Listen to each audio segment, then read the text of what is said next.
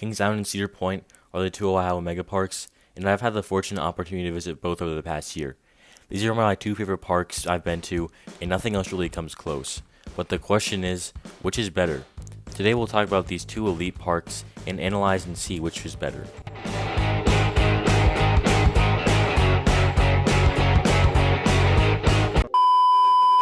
So you understand how this video will work.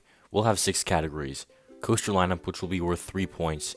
Food, which will be worth 1.5 points. Park atmosphere, which will be worth 2.5 points. Park value, which will be worth 1 point. And stuff around the park, like a water park or resort, which will be worth 1 point. And park operations will be worth 1 point. So let's start off with coaster lineup. Cedar Point will be the obvious choice for most, but it's a bit closer for me.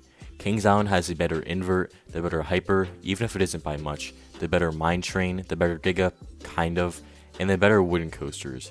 But then on the other hand, Cedar Point has a hyper hybrid, an twin blitz, and a strata coaster and a wing coaster. So this is actually a tough call, and here's why. I haven't ridden all the coasters at Cedar Point, but because half of them were closed, but can say with confidence that Kings Island has 0 bad roller coasters, where Cedar Point definitely has some bad ones. Also, some of Cedar Point's coasters look or are mediocre. I'm looking at you, Ravine. So to wrap this section up, I think we're going to have to give the edge to Cedar Point, because where Kings Island has 4 elite coasters, Cedar Point has 5. It's a really close call though, so no shade at all to Kings Island. 3 points to Cedar Point. Next category is food. Kings Island easily takes the 1.5 points.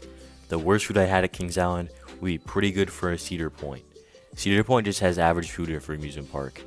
The best restaurant is definitely Back BQ. That was really good. I haven't eaten everywhere at Cedar Point, but I've eaten at all the places that people say are the best. Every Kings Island restaurant I ate at except one are restaurants that I would consider top-notch for a theme park, and just top-notch food in general.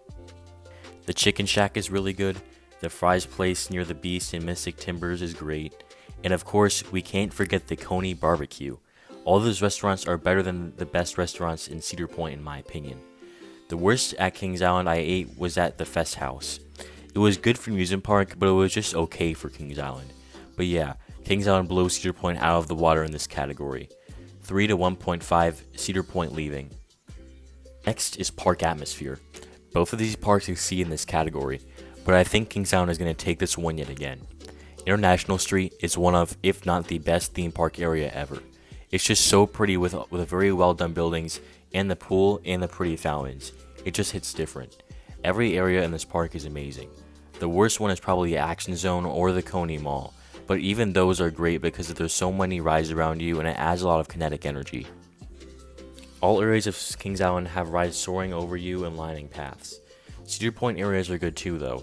The main midway and the area around Gatekeeper and Wicked Twister is really pretty and just open.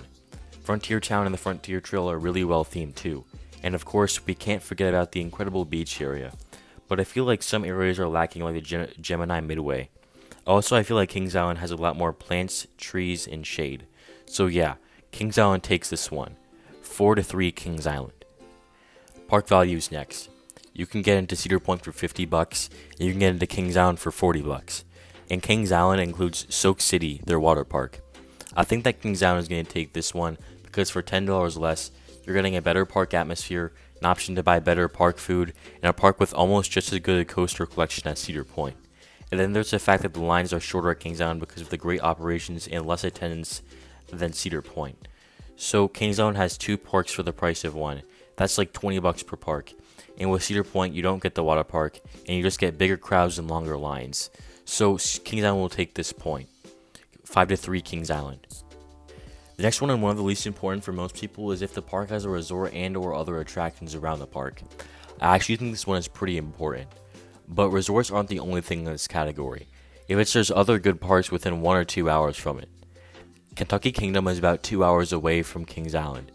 So if you're doing a trip, you can do Kentucky Kingdom for most of the day, then drive to Kings Island to get some night rides, and then spend the whole day at Kings Island the next day. Waldemere is also around 2.5 hours from Cedar Point. Kings Island also has a Camp Cedar resort, which is where I stayed in a cabin, and it's really, really nice actually.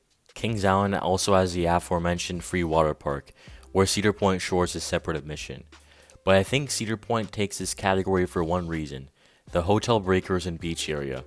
Though it may be pricey, staying only a couple thousand feet or less from one of the world's biggest roller coasters is really special. And when you stay here, you have full access to this beautiful beach that you can swim in and walk along and look over the endless water, then turn around and see Magma XL 200, Millennium Force, and Top Flow Dragster. It really is great, and that's why Cedar Point takes this category. 5-4 Kings Island still leading. The last and arguably one of the most important categories is park operations. A lot of people say that Kings Island's operations are the best in the game. Though they're pretty good, I think people over-exaggerate it a bit. On some coasters, the yachts were great, like Diamondback, Orion, and Banshee. On others, they were just okay, like Mystic Timbers and Vertigo, but some were just complete garbage, like Adventure Express. Cedar Point's operations were just consistently bad to okay. I visited in the virus year, so that might have been different, but that was just my observation. So I think Kings Island is going to take the point here. So the final score is 6-4 and Kings Island won. Obviously there's more categories, but these are just ones that make a park good. So is Kings Island better in my opinion? It's close, but I think it is. It might not be fair to Cedar Point though. I went in the beginning of the 2020 season, so not everything was open, which was obviously affected my experience. But in my defense, I walked on every ride with Fastlane Plus, and I heard you can't do that now because of the amount of fast lanes bought. So that's going to do it for this video.